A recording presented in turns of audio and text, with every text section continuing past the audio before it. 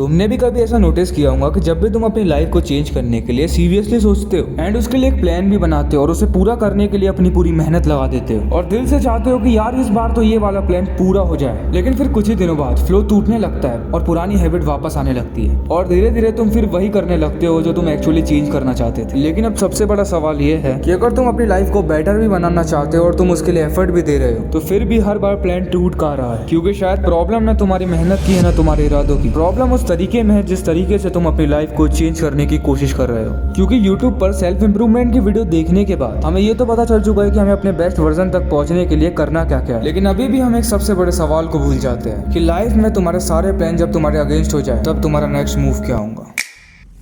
अक्सर हम वो प्लान बनाते हैं जो हम अपने बेस्ट वर्जन के लिए इमेजिन करते हैं, जिसमें हमारी एनर्जी, मूड और शेड्यूल परफेक्ट होता है। लेकिन मैं तुमसे एक सवाल पूछता हूँ, क्या लाइफ कभी परफेक्ट होती है? नहीं। और इसलिए एक बुरा दिन आते ही सारी एनर्जी गिर जाती है, स्ट्रेस बढ़ने लगता है और रूटीन टूट जाता है। और इसलिए समझो कि अब तुम्हें नई शुरुआत करने की जरूरत नहीं है। तुम्हें बस ये समझना है कि बार बार शुरू करने के बाद तुम्हारा फ्लो टूटता कहाँ पर है एंड कैसे तुम्हारा ब्रेन तुम्हें उस डायरेक्शन में धकेलने की कोशिश करता है जहाँ से तुम्हारा डाउनफॉल शुरू हो जाता है और तुम उसे रोक भी नहीं पाते हो। और आज के इस वीडियो में हम इसी पूरी साइकिल को तोड़ने वाले हैं। बस इस वीडियो को आखिरी तक देख लेना।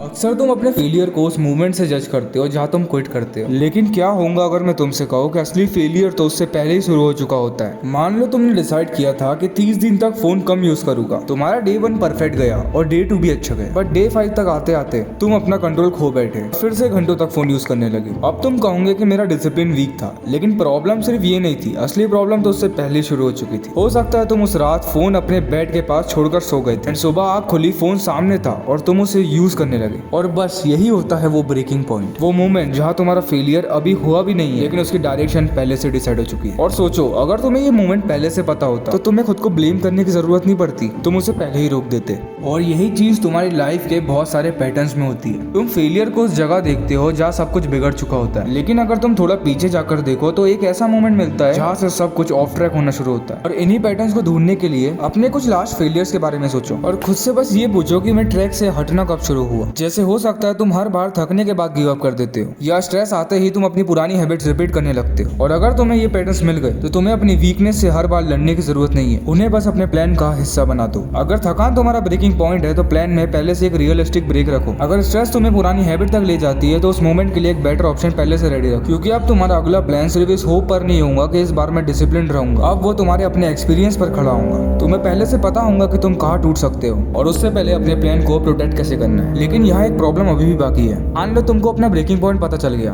तुमने सब कुछ फिक्स कर दिया, फिर भी कभी कभी ऐसा मोमेंट आता है जहाँ तुम्हें क्लियरली पता तो होता है कि अगर मैंने अभी ये कर लिया तो बाद में मेरे को रिग्रेट होगा। तुम्हें पता होता है कि तुम्हें रुक जाना चाहिए, फिर भी तुम वही गलती कर देते हो। तो फिर सवाल ये है कि पता होने के बाद भी हम रुक क्यों नहीं पाते। और इसी सवाल का आंसर हमें ले जाता है हमारे फाइनल पॉइंट की तरफ, द इंटरनल चॉइस। देखो, तुम्हारा दिमाग हर बार तुम्हें डायरेक्टली बैड हैबिट की तरफ नहीं खींचता, कभी कभी वो एक्चुअली उस फीलिंग को चेस कर रहा होता है तो उस बैड हैबिट के साथ मिलती है। जैसे तुम अगर स्ट्रेस्ड हो तो तुम्हें अपनी लाइफ से थोड़ी देर के लिए एक एस्केप चाहिए होता है, और अगर तुम बोर्ड हो तो तुम्हें एक डिस्ट्रैक्शन चाहिए होती है। और उस मोमेंट में तुम्हारा दिमाग ये नहीं सोच रहा होता है ये मेरे फ्यूचर के लिए सही है या गलत, वो बस ये देख रहा होता है कि इससे मुझे अभी क्या मिलेगा। और यही है तुम्हारे दिमाग का द हिडन बार्गेन। तुम बैड हैबिट को चूज नहीं कर रहे होते, तुम उसके साथ मिलने वाली फीलिंग को चूज कर रहे होते हो। इसीलिए सिर्फ ये जानना कि ये गलत है काफी नहीं होता, क्योंकि तुम्हारे सामने एक तरफ होता है अभी का रिलीफ और दूसरी तरफ होता है कुछ ऐसा रिवॉर्ड जिसके लिए तुम बहुत टाइम से मेहनत कर रहे हो। और अब ऑनेस्टली सोचो, अगर तुम्हारे लिए 5 मिनट का प्लेजर और 5 साल का ड्रीम दोनों ऑलमोस्ट सेम वैल्यू रखे, उस मोमेंट पर कौन जीतेगा? ऑब्वियसली वो रिवॉर्ड जो अभी तुरंत मिल रहा हो। और इसीलिए तुम अपनी बैड हैबिट्स को चाहकर भी नहीं रोक पाते हो। और इसीलिए सिर्फ ये समझना कि ये हैबिट मेरे लिए बुरी है काफी नहीं है, क्योंकि उस मोमेंट पर तुम्हारे पास अभी भी कुछ ऐसा नहीं है जो उस प्लेजर से ज्यादा इंपॉर्टेंट फील हो। और जब तक तुम्हारे पास उस 5 मिनट के प्लेजर से ऊपर रखने के लिए कुछ नहीं होगा, तब तक तुम्हारा दिमाग बार बार उसी 5 मिनट को चूज करेगा। इसलिए अब सवाल ये नहीं है कि मुझे ये हैबिट कैसे छोड़नी है, सवाल ये है कि मेरे लिए ऐसा क्या है तो उस मोमेंट में मेरे लिए इस प्लेजर से भी ज्यादा इंपॉर्टेंट हो। और ये रीजन सिर्फ इतना नहीं होना चाहिए कि मैं सक्सेसफुल बनना चाहता हूँ, क्योंकि एक इंस्टेंट प्लेजर के सामने बहुत दूर की चीज लगती है। इसलिए खुद से ऑनेस्टली पूछो कि मैं एक्चुअली अपनी लाइफ में क्या बदलना चाहता हूँ और आखिर वो चीज तुम्हारे लिए इतनी इंपॉर्टेंट क्यों है। और जो जवाब दिमाग तुम्हें अंदर से मूव कर दे वही तुम्हारी असली वजह है। एंड जैसे ही तुम्हें वो रीजन पता चल जाए